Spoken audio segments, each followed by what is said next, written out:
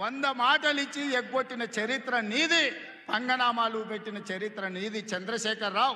10 ఏళ్ళు పరిపాలన చేసి ప్రజల దగ్గరకు పోతే డిసెంబర్లో అధికారం కోల్పోయినావు, జూన్లో డిపాజిట్లు కోల్పోయినావు పార్లమెంట్లో. ఇప్పుడు మెదడు కూడా కోల్పోయినట్టే ఉన్నాడు ఆయన పెద్ద మంచి ఫామ్ హౌస్లో పండుకొని. డిసెంబర్లో ఆయన అన్నీ చెప్పిండు, ఆయన గుడీలు దర్గాలకు దస్తీలు కప్పిండు, గుడీలకు పోయి దండాలు పెట్టిండు.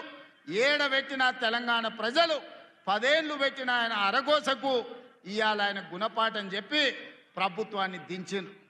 అట్లే అబద్ధాలు చెప్తే పార్లమెంట్లో గుండు సున్నా ఇచ్చిండ్రు, ఆయన గాడిద గుడ్డిచ్చిర్రు. అయినా బుద్ధి మారలే. 14 నెలల నుంచి అంట ఆయన ఫామ్ హౌస్లో వండుకొని గంభీరంగా చూస్తుండ. ఎవరిని చూస్తున్నావా గంభీరంగా? అచ్చోసిన ఆంబోతులాక నీ కొడుకును అల్లుని ఊరు మీద వదిలినావు.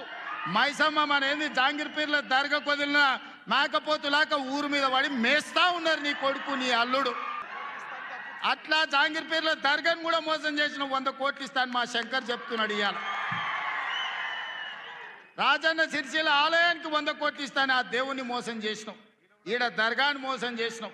పాలమూరులో ప్రాజెక్టులు కడతా అని, పాలమూరు రంగారెడ్డి ఎత్తిపోతలు పూర్తి చేస్తా అని, కల్వకుర్తి, భీమా, నెట్టంపాడు, కోయిల్ సాగరు, జూరాల, ఆర్జీఎస్, తుమ్మిళ్ళ ప్రాజెక్టులను కడతా అని చెప్పి పాలమూరుకు మాట ఇచ్చి పాలమూరుని ఎండబెట్టి ఎగవేసిన దుర్మార్గుడివి నువ్వు ఈరోజు సంవత్సరం పూర్తి కాకముందే మా మీద వడేడుస్తురట.